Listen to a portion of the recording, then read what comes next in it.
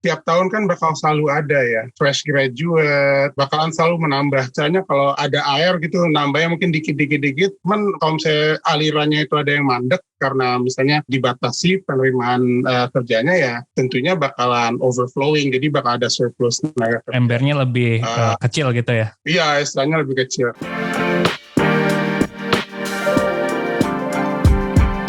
Hai sahabat TCID, kalian sedang mendengarkan podcast Suara Akademia, ngobrol seru isu terkini bareng akademisi.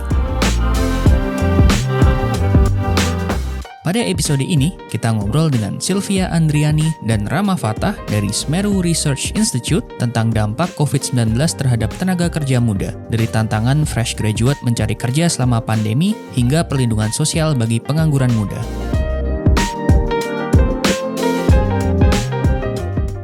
Halo sahabat TCID, apa kabar? Nah, di episode ini kembali lagi sama saya, Lutfi, editor Youth and Education di TCID, dan pada episode ini kita akan membahas suatu topik yang lumayan concerning nih buat anak muda. Di masa-masa COVID ini kita juga ada banyak anak muda yang mau mulai karir, job seeking, dan lain-lain gitu. Jadi kita bersama tamu kita yang cukup spesial, yaitu teman-teman dari Semeru Research Institute. Kita akan coba bedah riset mereka tentang korelasi antara COVID, dampaknya terhadap ketenaga kerjaan atau lebih spesifiknya tenaga kerja muda. Saya kehadiran dua peneliti Semeru. Yang pertama adalah Mbak Sylvia Andriani dan yang kedua adalah Mas Rama Fatah. Halo Mbak Sylvia, Mas Rama, apa kabar? Halo Mas Lutfi, kabar baik. Sehat-sehat ya?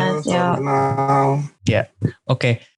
Ya, sehat. Alhamdulillah. Pertanyaan pertama saya adalah, jadi gimana sih Mbak COVID itu berdampak pada sektor ketenaga kerjaan, terutama fokus kita di sini mungkin pada pekerja atau job seeker muda ya. Dulu tuh DCID juga pernah nggarap reportase ini sih. Dulu salah satu yang diwawancarai untuk artikel itu juga salah satu rekan peneliti Semeru, kalau nggak salah namanya Mas Muhammad Adi Rahman gitu. Kata beliau dampak utamanya itu adalah bahwa ini mempengaruhi pasar kerja jadi lebih kompetitif gitu, karena hiring activities-nya jadi melambat gitu. Berarti itu ya, maksudnya snapshot dampak COVID terhadap tenaga kerja itu, lapangan kerja seperti itu berarti ya? Kalau dampak utama mungkin karena banyak ya dampak dari ketenaga kerjaan ya, tapi utamanya memang benar karena jadi istilahnya itu surplus ya. Bukannya berarti tiba-tiba ada fluktuasi banyak ketenaga kerjaan yang membutuhkan kerjaan, tapi tiap tahun kan bakal selalu ada ya fresh graduate, bakalan selalu menambah, karena kita dari segi fresh graduate aja istilahnya kalau ada air gitu, nambahnya mungkin dikit-dikit. Cuman kalau misalnya alirannya itu ada yang mandek karena misalnya dibatasi penerimaan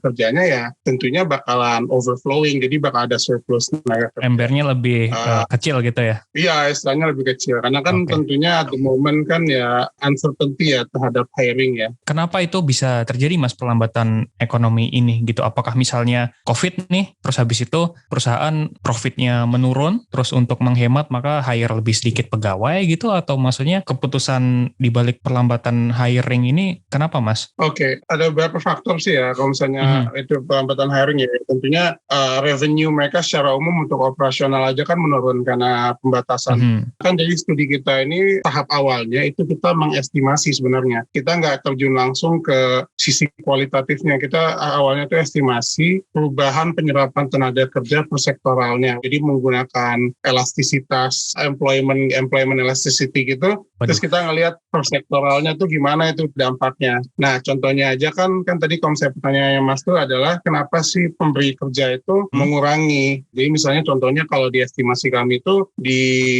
ujung-ujung tahun 2020 itu sektor pertanian justru menerima tenaga kerja ya. Sedangkan kalau sektor-sektor yang kayak berpusat di kota, misalnya contohnya services atau food and beverage gitu, tentunya mereka mengurangi pekerjanya karena pendapatan. Mungkin alasan lain mengikuti aturan pemerintah ya. Ada juga kan pemerintah kan jadi faktornya ya, kayak itu PSBB, PPKM atau gimana yang mengurangi kapasitas pekerja yang boleh kantor. Jadi mungkin itu salah satu. Berarti ternyata berdasarkan studinya sektor pertanian itu mengalami banyak penyerapan gitu. Kemudian di daerah industri, kayak mungkin saya bayangkan kayak sektor manufaktur atau mengalami perlambatan gitu ya. Kenapa terus pertaniannya jadi menyerap? Apakah karena yang dari industri kemudian balik ke kampung untuk membantu orang tuanya misalnya pertanian gitu, atau gimana relasinya kayak gimana ini? Ya, Jadi kalau kita bicara dampak pandemi itu ternyata sangat sektoral, Mas. Tergantung sektor usahanya itu seperti apa.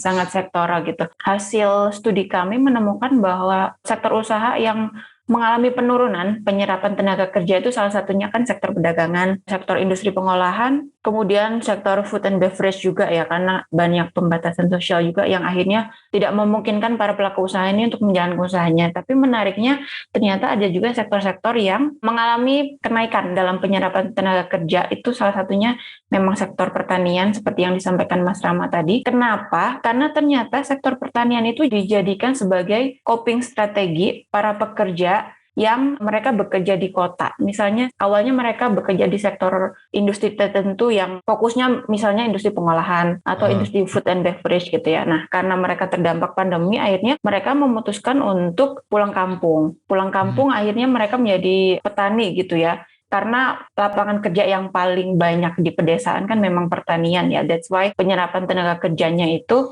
sangat tinggi di tengah-tengah pandemi gitu. Temuan ini juga dikonfirmasi oleh hasil focus group discussion kami dengan asosiasi buruh. Asosiasi buruh menyampaikan bahwa para pekerja buruh yang terdampak di pabrik itu, khususnya pegawai kontrak ya, buruh kontrak, mereka memutuskan untuk pulang kampung karena memang utamanya kan mereka bekerja untuk membuat income untuk keluarga dikirimkan ke kampung ya. Tapi ketika Mbak, pekerja kontrak ini yang buruh ini salah satu yang paling rawan ya, maksudnya garda terdepan yang di cut off sama perusahaan ketika profitnya menurun gitu, dan mereka yang paling terdampak berarti ya. Iya, karena dampaknya besar gitu ya di mereka. Pada akhirnya mereka memutuskan kembali untuk pulang kampung dan menjalankan aktivitas pertanian itu gitu di kampung ya, kayak gitu. Ini terjadi ya ketika, kalau sepengetahuan saya, tingkat pengangguran mudanya Indonesia itu juga udah salah satu yang tertinggi juga di Asia Tenggara kalau nggak salah ya. Itu terus berarti kalau misalnya ada semakin pengetatan pasar kerja seperti ini, semakin kompetitif, berarti itu dampaknya terhadap tingkat pengangguran muda seperti apa berarti?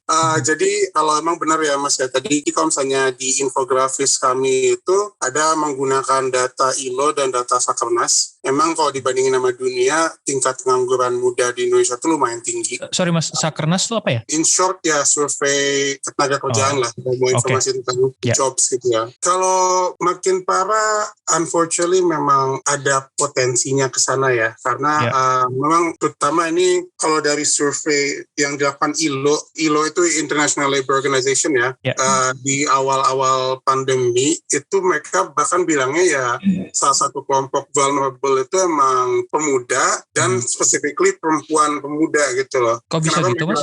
Emang kalau misalnya dari sisi pemudanya itu, dia itu jadi ada kemungkinan dia makin parah ya. Tapi yang jadi masalah juga adalah kemungkinan pindah ke sektor informal tadi, karena lapangan kerja yang tidak memadai, jadi mereka memilih untuk bekerja di sektor informal atau yang kerjaan yang sifatnya lebih temporer. Tapi positif ya dari semua itu, ada studi dilakukan oleh salah satu autornya itu Pak Wakil Menteri Keuangan saat ini ya, Pak Suhasil ya. Jadi dia bilang ada kecenderungan bahwa long term unemployment itu mungkin tidak akan bertahan lama di situasi krisis. Intinya adalah kemungkinan besar orang itu tidak akan bertahan lama untuk unemployed dan bakal mencari cara untuk tetap dapat pendapatan, menghasilkan ya. Makanya itu munculnya pencarian kerja yang bersifatnya temporer atau informal karena dorongan tersebut ya. Iya. Menjawab pertanyaan Mas Lutfi ya, kenapa pemuda dan kenapa wanita gitu yang menurut studi ILO ini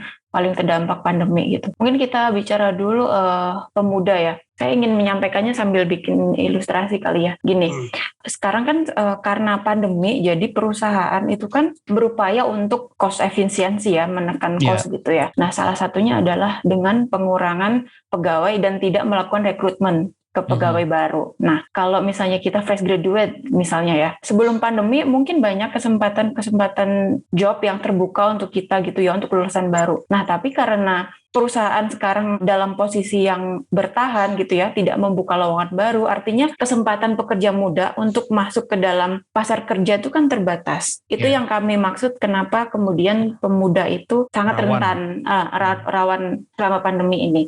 Itu yang pertama. Yang kedua adalah kenapa perempuan. Jadi berdasarkan hasil wawancara kami dengan serikat buruh juga, ternyata mayoritas pekerja di sektor manufaktur ya atau pengolahan itu adalah didominasi oleh pekerja perempuan. Nah, kalau selama pandemi ini banyak industri manufaktur yang kemudian juga melakukan cost efisiensi, salah satunya dengan pengurangan pegawai di PHK atau dipulangkan sementara. Karena mayoritas pegawainya adalah perempuan, sehingga dampak yang paling besar otomatis ke pekerja atau buruh perempuan. Buruh pabrik itu tadi itu ya Mbak ya?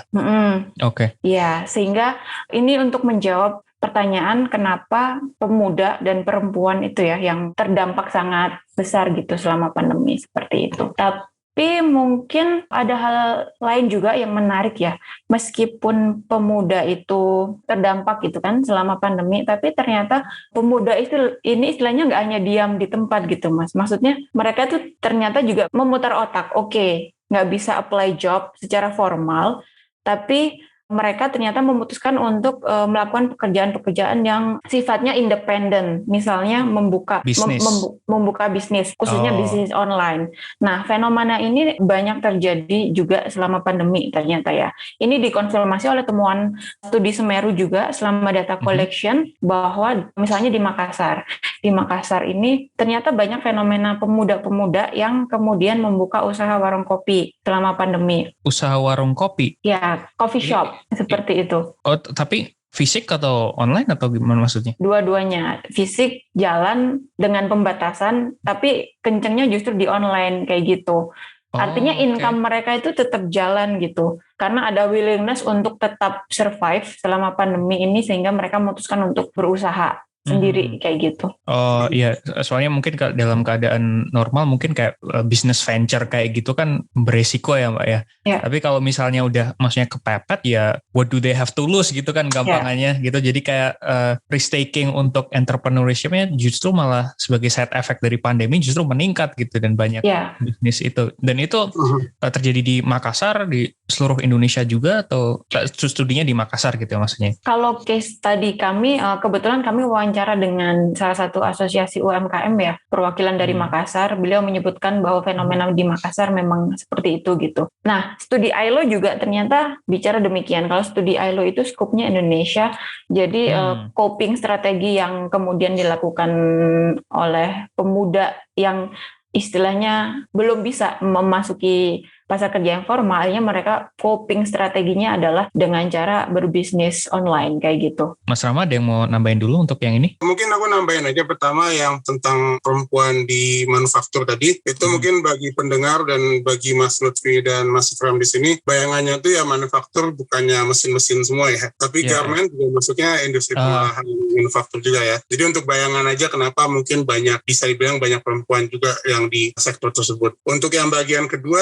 ada juga contoh pemuda-pemuda ini mereka nggak dapat kesempatan sekarang, tapi mereka memilih untuk mendalami pelatihan mereka, mendalami ilmu mereka dengan pemikiran bahwa setelah pandemi ini udah stabil, mereka bisa mendapatkan pekerjaan yang lebih sesuai era gitu loh. Contohnya, jadi kan dalam studi kita ini ada juga kita melakukan wawancara Mas ya, pendalaman wawancara dengan orang-orang yang udah mengisi survei kita. Jadi di wawancara itu salah satunya karena dirumahkan, dia memilih melakukan jasa dropshipping, reselling produk pakaian ya seingatku ya. Tapi dia menggunakan beberapa sisipan uangnya untuk mengambil kelas SEO. SEO itu Search Engine Optimization SEO ya. SEO ya. Dia itu mengambil kelas-kelas itu dari beberapa lembaga online yang dia ambil kelasnya, karena kan sifatnya bersertifikat ya. Dia cuman saat kita tanyakan apakah itu akan dia gunakan langsung untuk mencari kerja saat ini, dia bilang saat ini dia mau fokus dulu untuk di bisnis online-nya dia dulu, sambil dia mendapat ilmu. Karena kenapa? Dia nggak mau mencari kerja dulu karena saat ini dia merasa pandemi belum stabil. Maksudnya belum tahu jelasnya akhirnya kapan. Jadi paling tidak dia akan terus menggarap ilmu-ilmu yang berbasis ya digital, berbasis teknologi ini, supaya nanti saat situasi udah membaik dan ancaman dirumahkan itu udah mungkin minim ya, itu dia bisa mendapatkan pekerjaan yang mungkin dia rasa lebih resilient ya bahasanya. Jadi tadi inovasinya selain entrepreneurship, bisnis, tapi juga ada juga yang copingnya adalah dengan ya udah expanding kapasitasnya gitu dengan harapan ketika marketnya udah lebih open lagi nanti daya saingnya lebih tinggi dibandingkan yang lain gitu ya, bayangannya kayak gitu. Nah, tadi saya mau balik dikit ke yang tadi diungkapkan Mbak Sylvia juga. Data yang sempat saya lihat kemarin itu di Indonesia angka pengangguran mudanya salah satu yang tertinggi ya di Asia Tenggara, sekitar 17% berdasarkan data ILO yang saya baca. Kedua setelah Brunei gitu. Dan tadi Mbak Sylvia juga mengatakan bahwa ini juga bisa terdampak kayak gitu. Tapi kan itu mungkin proyeksi angka ya, mungkin supaya lebih mendapatkan gambaran di lapangannya seperti apa gitu dampaknya. Tadi Mbak Sylvia juga bilang mewawancari beberapa anak muda yang selama ini job seeking dan merasakan beberapa kesusahannya gitu. Bisa cerita nggak sih Mbak di lapangan tuh kayak kegelisahannya kayak gimana? Iya, jadi dari kumpulan informasi yang kami dapatkan ya, baik dari pencari kerja maupun pekerja yang di PHK itu, secara umum kalau untuk pemuda ini selama pandemi mereka semakin kesulitan mencari kerjaan yang sesuai dengan skills mereka. Jadi kerjaan yang ada itu tidak sesuai dengan background pendidikan mereka, kayak gitu. Itu yang pertama. Yang kedua, pun kalau misalnya mereka sedang menjalani proses rekrutmen kerja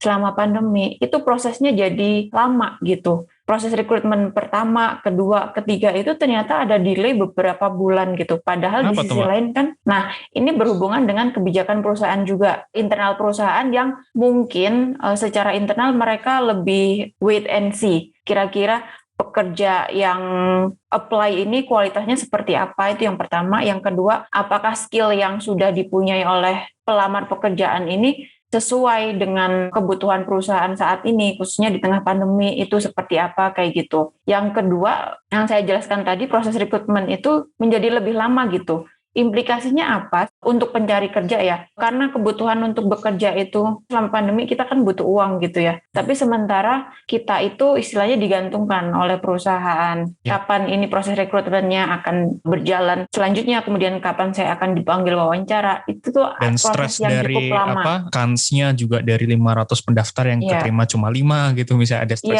itu juga gitu. Iya, jadi mereka ini living in hidup yang penuh dengan ketidakpastian gitu ya. Jadi pandemi itu membuat proses-proses rekrutmen kerja juga menjadi semakin lama kayak gitu. Sorry Mbak, tadi maksudnya perusahaan lebih lama proses hiringnya itu, jadi bayangannya kalau misalnya digital maka lebih cepat gitu, ternyata enggak ya. Jadi maksudnya kalau karena nggak bisa face to face, nggak bisa misalnya kayak perusahaan startup gitu kan, jadi nggak bisa ngetes. Biasanya kan ada proses uji analisisnya, case studies dan lain-lain di papan bisa langsung top gitu langsung ketahuan. Terus sekarang karena susah ngelakuin itu jadi lebih banyak pertimbangan gitu ya maksudnya, dan itu yang membuat lebih selektif gitu. Iya, betul. Kayak gitu betul. Ya berarti ya bayangannya. Betul, itu salah satunya. Tapi memang kalau kita bicara ketenaga kerjaan itu, kalau kita bicara hal-hal yang digital itu artinya kita bicara tentang pekerjaan-pekerjaan yang middle skill ya. Tapi sebenarnya ada juga jenis pekerjaan yang low skill, yang itu asosiasinya itu sebenarnya padat pekerja. Artinya itu ada pekerjaan-pekerjaan yang sebenarnya itu tidak bisa dilakukan lewat teknologi digital seperti itu. Jadi dampaknya memang diverse. Apakah pekerja itu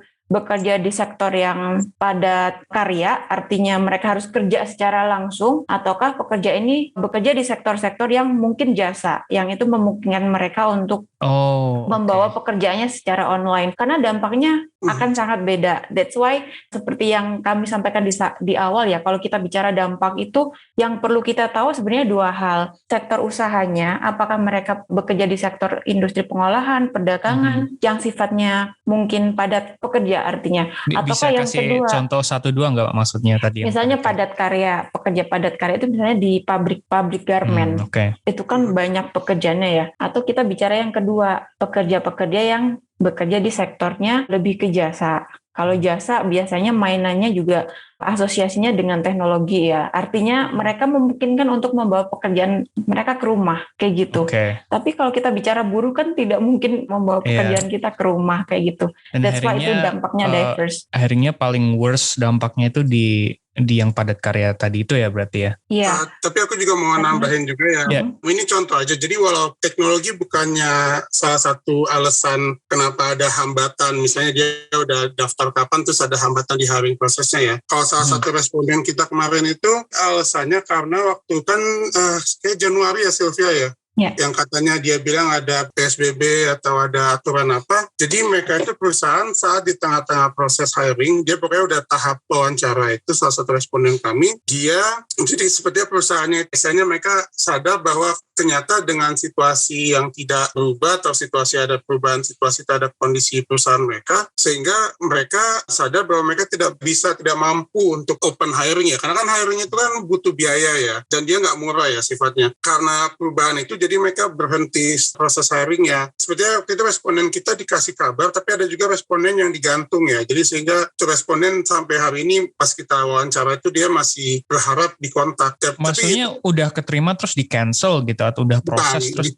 Masih in between, masih disanya mungkin dari masih proses ya? Ya masih dia lolos tes psikologi, mestinya ada tes interview, tapi nggak pernah ada kabar nih tes interviewnya. Atau dia ada yang kayak kasus kita tuh dia kayaknya udah diterima di tes interview, tapi nggak jadi tes interview itu, diundur-undur terus. Kita mungkin sini tuh ada 2 kasus, ada 2 responden yang memiliki, satu tuh yang emang dikontak lagi tapi diundur terus, satunya lagi emang mungkin bisa jadi dia nggak diterima aja gitu. Tapi seingat tuh dia itu bukannya sektor yang bisa dibilang padat karya. Salah satunya bahkan lebih ke konsultan ya. Cuman mungkin kan saat ini apakah proyek lagi minim atau gimana, jadi mereka mengubah strateginya perusahaannya. Jadi kayak di tengah hiring prosesnya secara abruptly dipotong gitu ya, dan bahkan dikasih kabar atau digantung dan lain-lain gitu.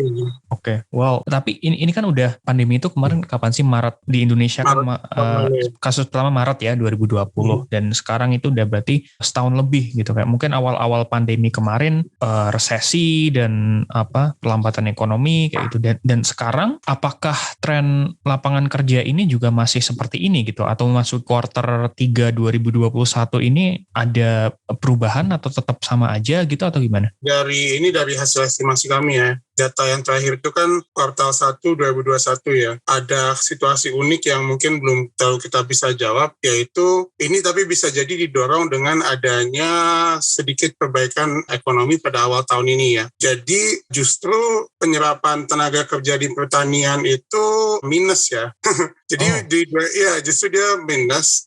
Itu dengan mungkin ini asumsi liar aja ya, mungkin asumsi liar dari kuantitatifnya aja ya, bisa jadi itu orang-orang sadar bahwa udah ada sedikit recovery, jadi mereka akan mencoba kembali lagi kerja dimanapun sektor mereka awalnya itu. Cuma ada juga waktu pas saat kita wawancara itu juga ada beberapa yang memang sudah diterima lagi dari yang dirumahkan itu Mas. Jadi ada beberapa balik kerja lagi ya. Jadi mungkin itu salah satu fenomena. Cuman karena kan saat ini memang kita baru mulai ya kena yang varian Delta ini, jadi kita mungkin belum tahu apa dampaknya. Tapi mungkin saat itu ya positif trennya agak sedikit di awal tahun 2021 kemarin sih. Oke. Tadi saya mau nyambungin ke yang dapat pekerjaan pun, tadi kan pasar kerjanya makin ketat, terus proses hiringnya makin selektif, tapi yang dapat pekerjaan pun juga bisa terdampak juga gitu. Kalau kayak tahun lalu tuh ada satu artikel yang aku suka banget dari majalah Time kalau nggak salah, yang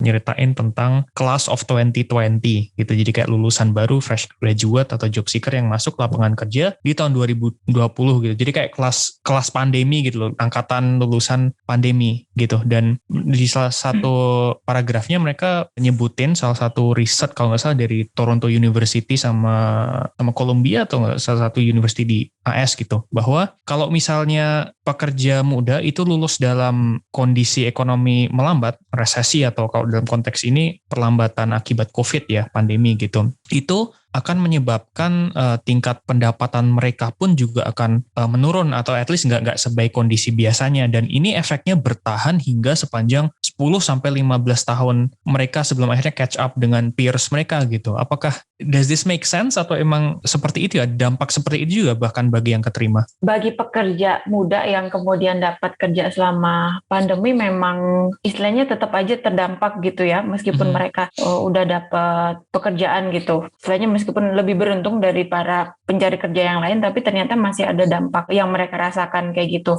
Nah, kalau kita bicara dampak negatif juga, kita perlu tahu dulu pekerja muda ini bekerja di sektor mana ya? Apakah ke sektor jasa ataukah mereka bekerjanya di sektor-sektor yang padat karya seperti yang kita bahas tadi. Sektor lagi ya. Kayak gitu. Tapi pada akhirnya dua pembagian itu tetap memiliki dampak negatif ya. Misalnya kita bicara pekerja-pekerja yang ada di sektor jasa gitu ya. Mostly sekarang kan tidak memungkinkan untuk bekerja secara langsung. Artinya ini mengurangi interaksi mereka dengan kolik di tempat kerja itu seperti itu ya.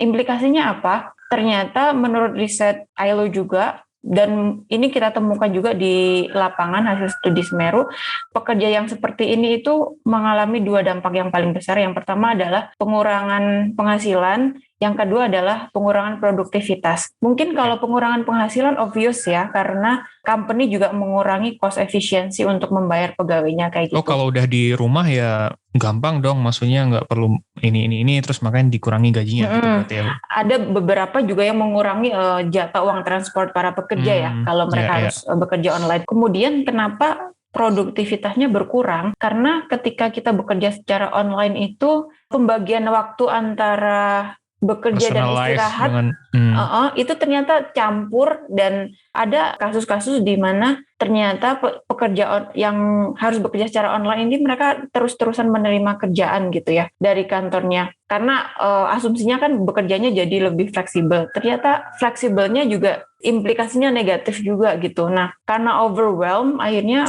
ada penurunan produktivitas pekerja ini. Kemudian alasan yang kedua, penurunan produktivitas juga terjadi karena meaningful interaction antara pekerja dengan kolik sesama partner kerja kayak gitu. Sebetulnya meaningful interaction ini dibutuhkan untuk kita bisa mengkomunikasikan pekerjaan yang perlu dikerjakan gitu ya. Tapi karena kita interaksinya secara online, banyak hal-hal yang miss dari interaksi secara online yang kita lakukan. Akhirnya itu menyebabkan penurunan produktivitas para pekerja juga. Kayak gitu. Itu kita bicara pekerja yang mungkin memungkinkan mereka untuk bekerja online. Dan kalaupun misalnya mungkin saya bayangkan juga kalau pandemi kan entah budget buat misalnya peningkatan kapasitas employee atau training atau benefit-benefit terkait skill dan lain juga opportunity-nya berkurang juga karena nggak ada budget. Misalnya juga bisa kayak gitu ya? Ya, bisa kayak gitu. Kemudian expenses saya misalnya sebagai pekerja yang harus online juga semakin meningkat gitu. Salah satunya kan dengan pembelian kuota ya, yang setiap hari harus Zoom dan lain-lain. Di sisi lain mengalami pengurangan pendapatan, tapi pengeluaran saya ternyata jauh lebih besar daripada saya bekerja secara offline kayak gitu. Karena ada pengeluaran-pengeluaran yang dulunya mungkin tidak sebesar ketika kita bekerja secara online seperti itu. Jadi all in all nanti kayak take home pay-nya juga nggak, setelah dihitung semuanya nggak sebesar sebelum pandemi gitu mungkin bisa jadi ya. Ya. Oke. Ya, jadi saya mau nambahkan aja bahwa memang selain faktor yang lebih mungkin istilahnya kalau saya lihat aja lebih dinamika dalam kerjaannya ya. Tapi juga mungkin ini tadi sempat dimention juga oleh Sylvia tentang sektor informal tadi ya. Ini kan kita ngomongin bahwa ada kemungkinan penurunan income dalam durasi waktu 10-15 tahun ke depan. Bisa jadi ada juga positifnya yaitu mereka wirausaha, freelancing dan sebagainya. Tapi kan berapa persen yang berhasil ya, atau bisa terus-menerus melakukan hal tersebut. Ada juga faktor yang mereka misalnya kerja di sektor informal, atau mereka bekerja tidak pada sektor yang mereka tertarik. Dengan durasi pandemi yang tidak pasti ini, let's say mereka bekerja di informal atau sektor itu selama 3 tahun. Itu udah mungkin cara pengalaman secara itu mungkin jauh ya? Iya, secara resiliensinya mungkin apakah mereka mau get back on track, kembali lagi ke apapun yang mereka mau awalnya, itu mungkin gak semuanya bakal mau. Karena mereka merasa ya udah at least informal sektor atau freelancing yang mungkin pendapatan secukupnya atau gimana itu udah cukup bagi mereka. Ini tentunya mungkin agak normatif ya, tapi salah satu faktornya juga bisa jadi masalah tadi, informal sektor tadi, dan juga hambatan dalam pelatihan mereka, hambatan dalam exposure mereka, serta poin terakhir mungkin terkait dengan sektor-sektor yang sifatnya lebih freelance atau lebih informal kan lack of social security mas ya. Lack of things kayak asuransi, lack of things seperti ya hal-hal kayak misalnya hak cuti dan sebagainya. Itu kan sesuatu yang missing ya dari pekerjaan yang sifatnya lebih freelance atau informal ya. Jadi mungkin itu bisa jadi, mungkin bukannya faktor utama tapi bisa menjadi faktor tambahan kenapa bisa terjadi ya. Iya. tentunya 10-15 tahun ke depan pendapatan secara umum rendah itu bukan absolut ya Mas ya. Tentunya ada peran-peran baik dari diri kita sendiri maupun dari pembuat kebijakan tentang apa yang bisa kita lakukan untuk avoid hal tersebut gitu loh. Saya bayangkan yang nanti terjun ke sektor informal ini yang lebih rentan itu apakah benar kalau misalnya asumsi saya adalah lebih rentannya di anak muda Mas? Karena misalnya mereka itu istilahnya wage reservation-nya atau kayak kerelaan untuk dibayar lebih rendahnya itu kan lebih ini pada anak misalnya kayak fresh grad gitu ya yang mungkin belum menaksir gaji di industrinya seberapa atau mungkin di pengalaman mereka pertama kerja jadi ya udahlah gajinya seininya aja gitu. Jadi kayak lebih rentan untuk masuk sektor informal, bener nggak Mas? Ini saya mengungkit aja tentang hasil FGD kita. Jadi selain kita ada wawancara, ada estimasi, studi kita juga ada FGD-nya. Focus group discussion dengan asosiasi pengusaha. Salah satu yang dia bilang adalah kalau dia dengan situasi pandemi ini, mereka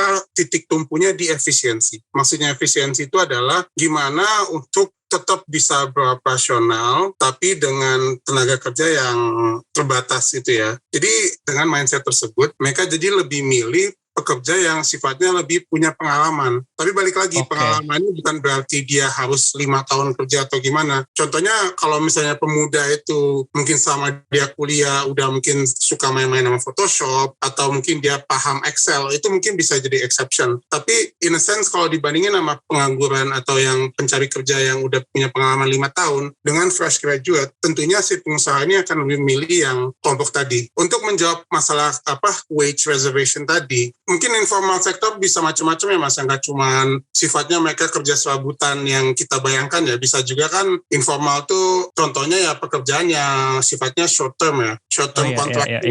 Short term kontrak tuh bisa aja mereka lebih kayak sifatnya bisa jadi surveyor salah satu contohnya ya. Bukannya berarti surveyor itu bukannya pekerjaan yang tidak menghasilkan uang, tapi paling tidak secara kontrak pelindungannya itu terbatas ya, nggak terus menerus gitu loh selama mereka kerja aja. Tapi asumsi saya as time goes on, willingness-nya pasti akan untuk paling tidak ya udah ambil dulu pekerjaan itu, paling tidak untuk mengisi waktu atau paling tidak ada pendapatan dulu. Karena kan tidak semua pemuda tentunya memiliki backingan misalnya orang tua yang mampu untuk mendanai mereka semua mereka mencari ilmu atau sebagainya ya. Apakah ini juga yang jadi kemarin pertimbangan pemerintah ketika misalnya mau lockdown parsial atau lockdown total gitu. Terus kan tapi kan ada pekerja sektor informalnya yang mungkin bisa jadi dikorbankan ketika ada benar-benar lockdown total. Apakah ini juga jadi salah satu pertimbangan valid untuk itu atau gimana Mbak? Berkaitan dengan lockdown ya, mostly yang diizinkan kan sektor-sektor yang strategis gitu ya. Salah satunya kan sektor financial itu yang harus buka gitu ya. Tapi kalau kita bicara sektor informal itu memang yang terdampak paling besar gitu ya. Karena banyak pelaku-pelaku usaha juga yang kemudian terpaksa untuk menutup usahanya ya, khususnya selama kebijakan PPKM ini. Tapi kalau kita bicara bantalan yang kemudian dilakukan pemerintah itu apa aja sih untuk menangani hal itu gitu ya selama pandemi? Sebetulnya sudah ada beberapa intervensi ya yang sudah dilakukan pemerintah terkait dengan UMKM maupun ketenaga kerjaan juga. Mungkin yang pertama ya tentang subsidi gaji. Itu ada subsidi gaji untuk para pekerja yang bekerja gajinya di bawah 5 juta ya. Kemudian ada juga kartu prakerja yang we all know bahwa akses ke sana itu cukup benefitnya kontroversial ya itu ya. Kontroversial juga, tapi di sisi lain ada juga benefitnya ya kalau kita bicara tentang programnya bahwa mereka dapat insentif dan pelatihan juga ya. Kemudian ada juga bantuan permodalan UMKM gitu. Ini sebetulnya upaya-upaya pemerintah yang dilakukan untuk mendorong supaya pelaku-pelaku usaha ini ya, khususnya di bidang UMKM itu bisa tetap survive gitu ya. Tapi kalau kita bicara kondisi lapangannya seperti apa gitu ya, misalnya bantuan UMKM, ternyata banyak juga yang pelaku UMKM ini yang belum tahu cara mengakses bantuan-bantuan yang ada dari pemerintah itu seperti apa. Faktornya juga macam-macam ya, selain karena keterbatasan informasi untuk mengakses bantuan itu juga bicara privilege juga ya pada akhirnya kita ya. Banyak yang kemudian ketika mereka dapat akses informasi itu, privilege informasi hanya mereka bisa dapat. Tapi banyak juga misalnya pelaku-pelaku UMKM yang di desa-desa gitu ya. Mungkin boro-boro ngomongin bantuan UMKM gitu ya. Maksudnya kadang mereka juga sebagai penerima PKH pun kadang masih ada masalah. Hal-hal seperti itu dynamics yang sebetulnya yang perlu kita address ya sebagai PKH program keluarga harapan yang uang subsidi itu kan? Ya, bantuan PKH ini bantuan diberikan sosial tunai ya? Bansos, okay. Ya, bansos tunai. Oke. Gitu. Nah, Mas Mbak, ini nyambung ke segmen terakhir kita pada episode ini gitu. Tadi kan terutama mungkin bagi pekerja muda yang terutama mungkin yang underprivileged tadi itu ya, dan banyak rentan di sektor informal dan lain yang sangat terdampak besar selama pandemi gitu. Berarti apa yang bisa dilakukan pemerintah gitu untuk membantu mereka, atau secara in general misalnya kayak para lulusan 2020, 2021 kayak angkatan COVID ini ke depannya gitu. Karena tadi kalau saya nyimak tadi beberapa rekap dari Mbak Sylvia, tadi kan ada beberapa yang sudah intervensi yang sudah dicoba ya. Itu implementasinya di lapangan juga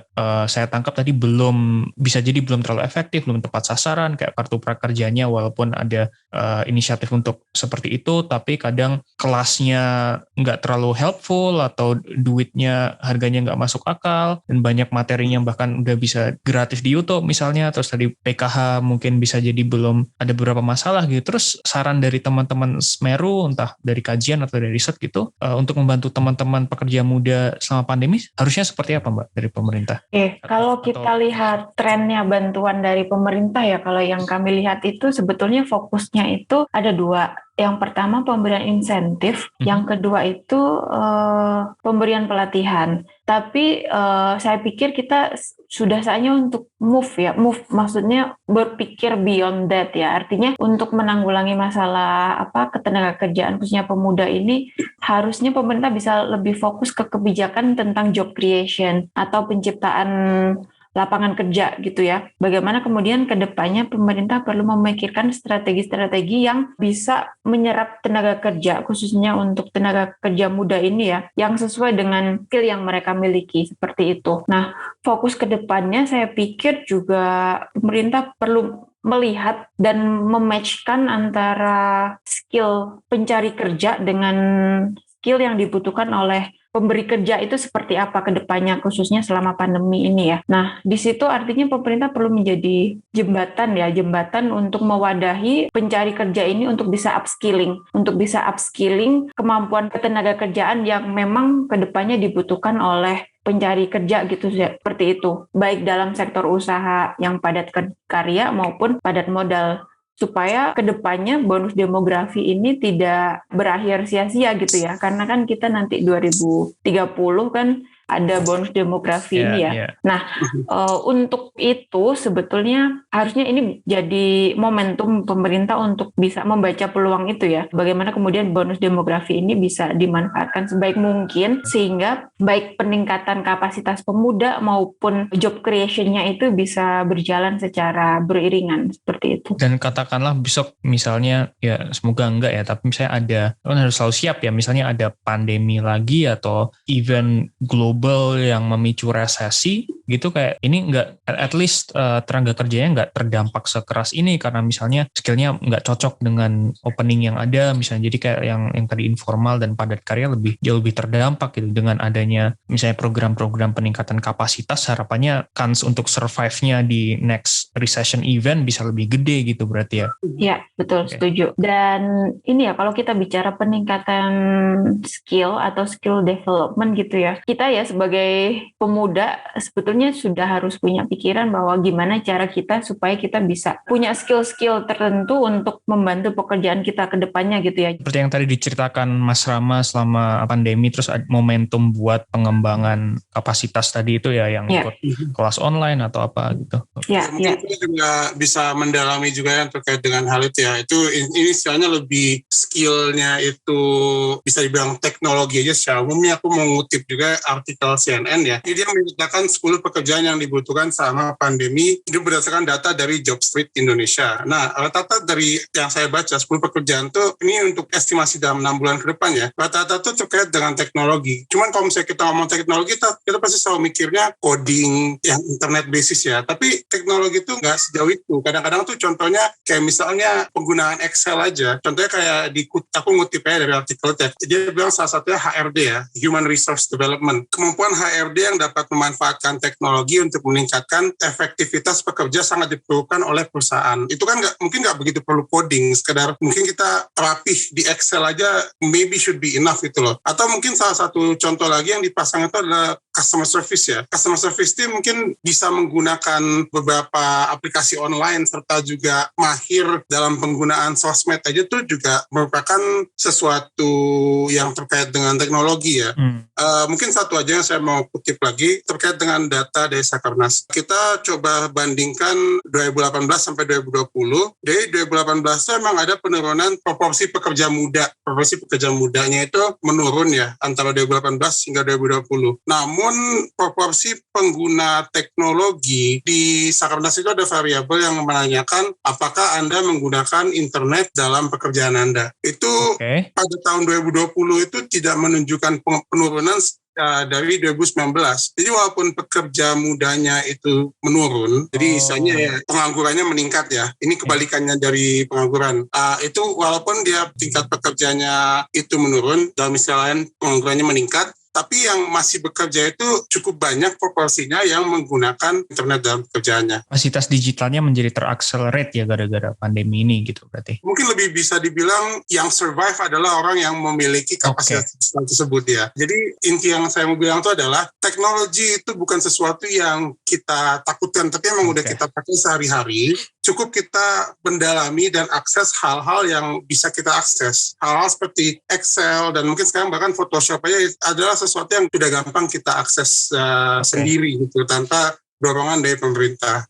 Ini terakhir dari saya, berarti sembari kita juga menunggu misalnya, berharap pemerintah juga bisa membenahi misalnya program pelatihan calon tenaga kerja, entah memperbaiki prakerja atau ada program yang lebih baik ke depannya, terus mungkin memperbaiki, menyempurnakan juga yang kampus merdeka, mencocokkan graduates dengan skill yang dibutuhkan di lapangan kerja, dan seluruh harapan kita terhadap pemerintah untuk bisa membantu upskilling calon tenaga kerja muda juga, tapi di satu sisi, apakah misalnya mengembangkan misalnya kayak social protection buat pekerja muda atau fresh graduate yang terkena unemployment atau apa gitu, apakah itu juga sesuatu yang penting Mbak? Karena kayak saya sering kali dengar misalnya di negara lain itu perlindungan sosial buat misalnya pengangguran muda atau apa gitu juga ada dan kuat gitu. Kayak kondisinya di Indonesia seperti apa dan apakah kurang, bagaimana ke depannya memperbaiki atau kayak gimana mungkin pandangannya? Pemerintah ini sekarang ini ya punya turunan untuk UU Cipta Kerja, itu salah satunya ada program unemployment benefit, itu program jaminan kehilangan pekerjaan. Jadi intinya program ini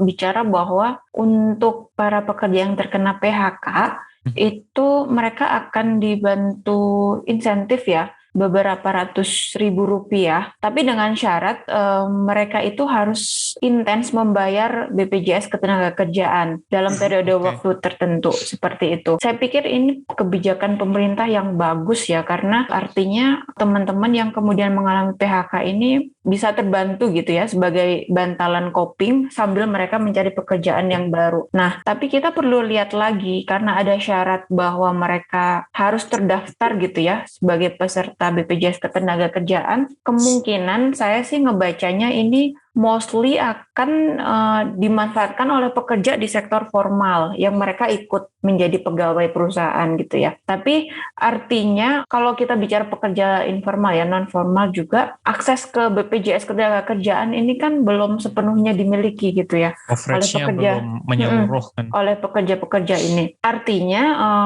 kemungkinan akses mereka ke program jaminan kehilangan pekerjaan juga masih akan terbatas gitu ya. Nah, yang jadi PR kita bersama sebetulnya memang bagaimana program kita itu bisa mengcover pekerja-pekerja yang justru di sektor non formal kayak gitu, supaya yang pertama kepemilikan BPJS Ketenagakerjaan yang mereka bisa meningkat, yang kedua supaya ketika mereka kemudian sektor usahanya terdampak pandemi misalnya ya, mereka juga bisa punya bantalan seperti pekerja-pekerja yang ada di sektor formal. Kalau dari saya seperti itu pandangannya. Oke, kalau gitu kayaknya kita udah cukup banyak ya teman-teman ngobrolnya di sini. Tapi isunya memang sangat penting sekali dan banyak sekali dinamika yang menarik ya tentang tenaga kerja muda, COVID dan pasar kerja dan kayak berbagai concern yang ada gitu. Dan emang masih ada kabar baik, ada kabar buruk gitu. Dan makasih banget ya Mas Rama dan Mbak Sylvia. Jadi kalau dari saya mungkin itu dulu. Teman-teman terima kasih udah menyaksikan episode ini. Sampai jumpa di episode selanjutnya. Thank you. Kalian telah mendengarkan podcast Suara Akademia. Ngobrol seru isu terkini bareng akademisi.